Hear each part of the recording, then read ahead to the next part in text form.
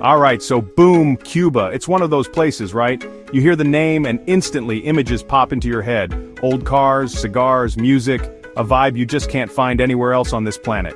For years I've heard stories, seen pictures, but I knew I had to experience it myself, with my own eyes, and bring you guys along for the ride. This isn't just another travel vlog, this is a deep dive, an attempt to capture the soul of an island that's as complex as it is captivating. We're going on an adventure, hitting the ground running, and exploring what makes Cuba, well, Cuba. This journey is going to take us through bustling city streets, onto pristine beaches, into lush valleys, and back in time through colonial towns. So, if you're new here, or if you've been rocking with me for a while, do me a solid, hit that subscribe button. Seriously, it means the world, helps the channel grow, and ensures you don't miss out on what's coming next. We're about to unpack the top spots you absolutely cannot miss if you're planning a trip, or even if you're just dreaming about one from your couch. This is Cuba, through my lens for you. Let's go. Havana. Where do I even begin with Havana? It's not just a city, it's an experience. Salsa music drifts from open doorways, the smell of diesel mixed with sea salt and those iconic classic American cars. It's a city that feels like it's perpetually dancing. It's vibrant, crumbling, beautiful and complicated. Walking through Old Havana is like stepping onto a movie set. Every corner reveals a new splash of color and history. Grand colonial buildings, some restored, others decaying, all tell a story. You see the layers of time and the revolutionary spirit. Kids play soccer in cobblestone plazas, old men puff on cigars, watching the world go by. There's a rhythm here that's infectious, a pace of life that forces you to slow down and just soak it all in. And those cars, bright pink Cadillacs, turquoise Chevys, cherry red Fords, they're everywhere. Taking a ride in one isn't just a tourist thing, it's a quintessential Havana experience. Cruising down the Malecon, that famous seawall, with the wind in your hair and the waves crashing beside you, it's pure magic.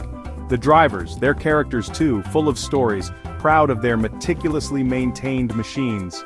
The Malecon itself is another character in Havana's story.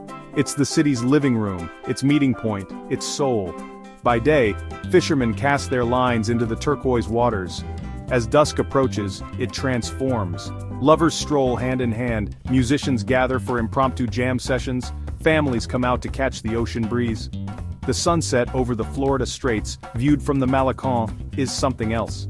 It paints the sky in these incredible hues, reflecting off the water, casting a golden glow on the buildings. It's a moment of collective pause, a shared appreciation of beauty. The people of Havana are, without a doubt, the city's greatest asset. Warm, resilient, resourceful, and incredibly welcoming. It's these interactions, these human connections, that truly bring Havana to life and leave a lasting impression long after you've left its colorful streets.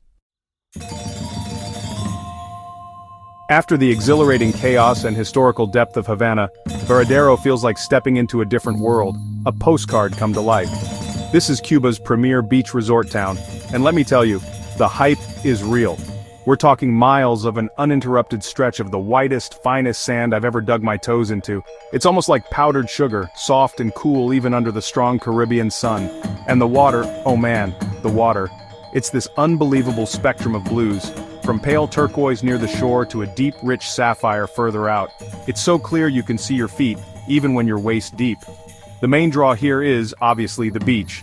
Icacos Peninsula, where Varadero is located, is basically a long, sandy finger pointing out into the Atlantic. This means beach, beach, and more beach. It's not just a small strip, it's vast, offering plenty of space for everyone.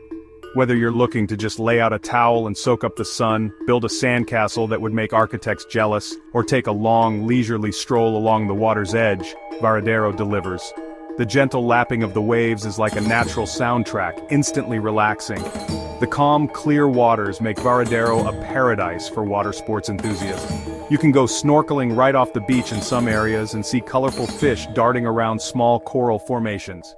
Kayaking and paddleboarding are super popular ways to explore the coastline at your own pace.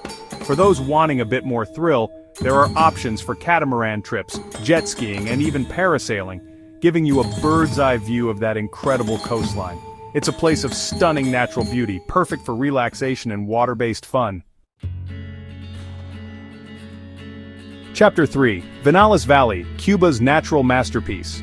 Leaving the beaches of Varadero behind, we journeyed inland, and let me tell you, the landscape started to transform dramatically.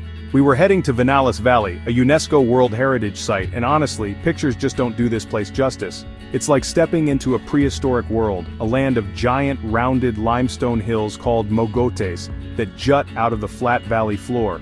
These aren't just hills, they're geological wonders, covered in lush vegetation, creating a panorama that is utterly breathtaking. The valley itself is incredibly fertile, known primarily for its tobacco cultivation.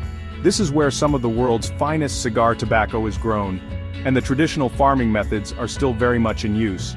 You see farmers, or campesinos, working the rich, red earth with oxen and plows, a scene that has remained unchanged for generations. One of the best ways to experience Viñales is by horseback. Riding through the valley with a local guide allows you to get up close and personal with the landscape. You meander along dirt trails past tobacco fields, coffee plantations, and fruit groves.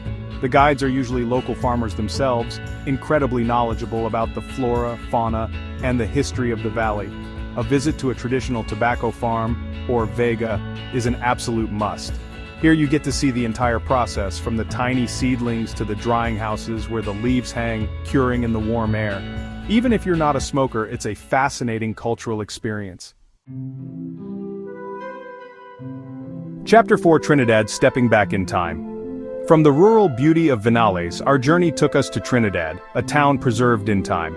Founded in the 16th century, this UNESCO site is a living museum of Spanish colonial architecture. Walking through Trinidad is like stepping into the past.